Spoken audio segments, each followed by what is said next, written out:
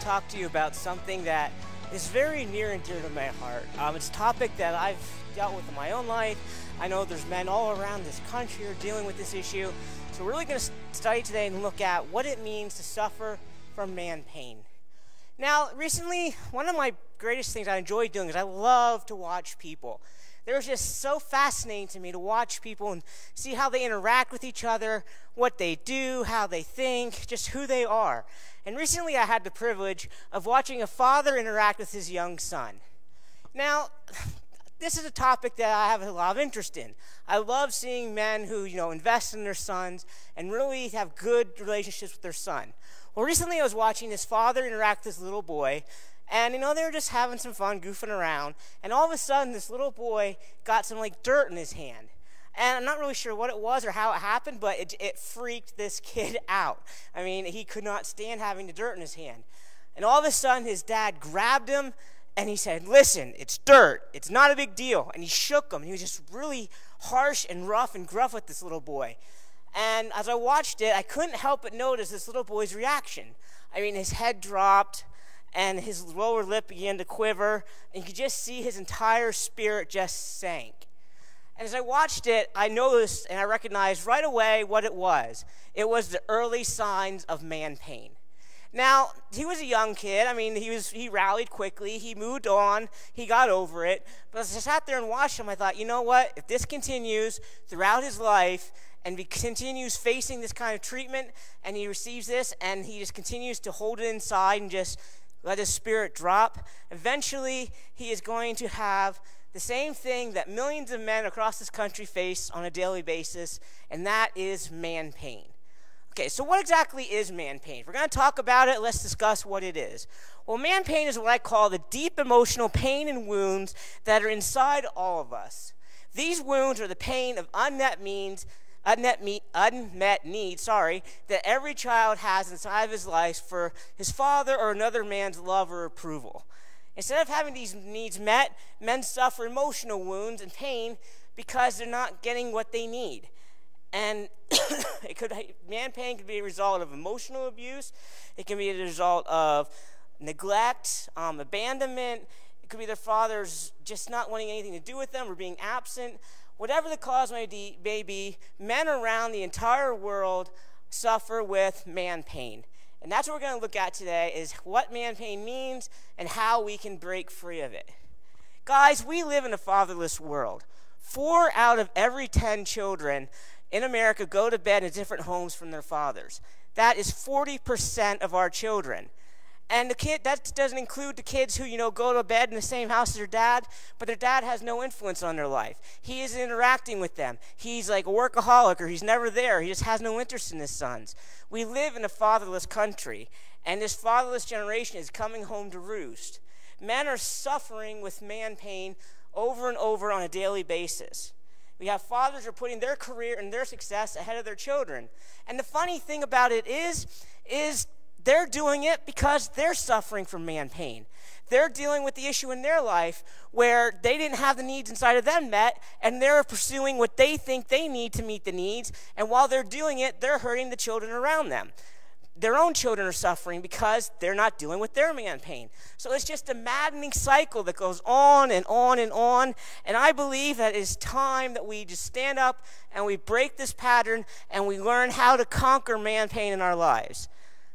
So many men, develop man pain, whether it be from emotional abuse, physical abuse, neglect. Some men have deep man pain because their father beat them every day. Some have it because they got emotional abuse. And let me tell you, emotional abuse and a verbal lashing from your father does just as much damage as if physical beating does. So when you scream and holler at your kid and give him emotional abuse, it's just as damaging to his soul as if you literally hit him. Physical abuse leaves a mark on the outside. Emotional abuse leaves a scar on the inside. Man pain. Men all around the world have man pain. And guys, I think it's time that God's men stand up and say, enough's enough. We're breaking this cycle. We're going to deal with our man pain. We're going to work on healing it. And we're going to move forward with God. See, guys, that is the only way that we're going to have the relationships we want with God. When we deal with the man pain, it's the only way that we're going to be able to break free and have this great, vibrant relationship with God. It's the only way that we're going to be able to have a loving relationship with our wives. It's the only way that we're going to have healthy families and kids following God and serving God and great relationships with us. Guys, it's the only way that we're going to break free from sexual sin. It's the only way that we're going to experience complete freedom in our lives is if we deal with our man pain and we learn how to overcome it and how to get the love and acceptance we need met inside of our hearts.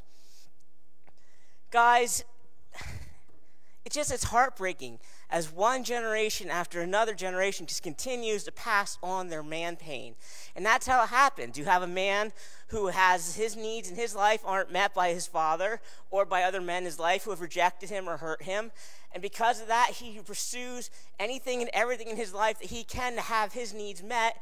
And as he's doing it, the effects and the scars are passed on to the next generation. And then that generation does the same thing. They want the needs met in their life, so they pursue sex, workaholism, anything and everything they can find to meet the need inside of their hearts. And it just keeps going and going. And guys, it's time that we stop and we break this cycle of man pain that is killing not only God's men, but men around the world. And I'm a firm believer in studying the Bible and studying the lives of the men in the Bible. I mean, the Bible is full of so many men who have such great examples and great testimonies in their life. They can teach us, and we can study, we can see how their lives went, what the results of their actions were, and how we can learn and avoid making the same mistakes. So today, that's what we're going to do. We're going to spend some time, we're going to study the life of David. I mean, most of us know who David is. David was the first king of Israel. He was known as the man who killed Goliath. He was the man after God's own heart. He was a great poet, a mighty warrior, a great lover. He was a man's man. And most of all, he was known as the man after God's own heart. I don't know about you, but how many of you love to have that be your title? I know in my life, I would like nothing more than have my legacy be known as man after God's own heart. That is just amazing. And that's what David was known as. But let me tell you, David didn't get there overnight. You see, if there was ever a man in the Bible who struggled with man pain, it's David. So tonight we're going to study the book of 1 Samuel, and we're going to look and see how man pain affected David's life and what he did to overcome it. Okay, so let's turn our Bibles to 1 Samuel chapter 16. Okay, as you turn there, we're going to look at this and what's going on. I'll give you a little background as you turn there. Saul is the first king of Israel. The people kind of had a mini revolt against God, and they said, we're tired of having God be our leader. We want a man that we can see and that we know and that we can understand how he works. We want a new king. So when they rebelled against God and demanded a king, God gave them what they wanted. Well, how many of you know that sometimes when God gives us what we want, we find out we really didn't want it after all? You see, Saul was a horrible king. Saul looked the part of the king. He was huge, he was buff, he was strong, but inside, he was an idiot. He did not do anything the way he was supposed to do it. He didn't follow God, he didn't obey God, he didn't serve God, except for when it met his needs or, it made him look good. But for the most part, he didn't have a heart for God. And eventually, he went so far as to totally disobey God, and he went and he made himself equal to the prophet Samuel, and he offered sacrifices after being told by God, first, don't let anybody live after the battle, and second, do not offer sacrifices. Well, he saved what he wanted from the battle. He didn't obey God, and then he offered sacrifices instead of Samuel. And as a result, God rejected him, and he said, you're not going to be king anymore. I'm choosing a new king. Well, Samuel kind of took this a little bit personally, because Samuel was the one who God used to anoint Saul. And Samuel tried for years to interact with Saul. And when God rejected Saul, Samuel kind of he took it hard, and he kind of moped a little bit. And eventually God said, okay, Samuel, enough's enough. And that's what we're going to pick up at today. We're going to look at 1 Samuel chapter 16. Excuse me. Okay, now the Lord said to Samuel, how long will you mourn for Saul? See, I have rejected him from reigning over Israel. Fill your horn with oil and go. I am sending you to Jesse the Bethlehemite, for I have provided myself a king among his sons. Okay, so God said, go to Bethlehem, find Jesse, pick from his sons. I'm going to choose one of his sons to be the next king of Israel.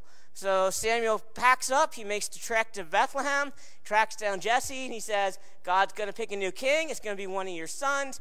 Get all your sons together, have a family reunion, and let's see what God has to do here. Okay, so Jesse gathers the sons. He brings them, and one by one they come before Samuel. Okay, let's look at chapter 16, verse 6. So it was when they came that he, Samuel, looked at Eliab, who was the oldest son of Jesse, and said, surely the Lord is before him. Okay, Samuel saw this one, and he was a stud. I mean, he was buff, huge. He was good looking. He looked the part of a king. Remember, though, Saul looked the part of the king, and he was a wreck.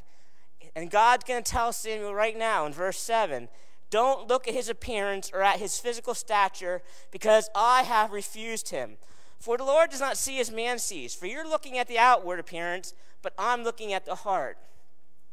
Okay, God wasn't going to let them choose a king like they did last time. The stud, the big man, the macho man. He wanted a man with a heart that he could use, that he could mold, and that could be a great man in his kingdom spiritually and physically as the king. Okay, so one after another, Jesse's sons pass before Samuel. They go through the line, and every time God says to Samuel, this ain't the guy I have for you.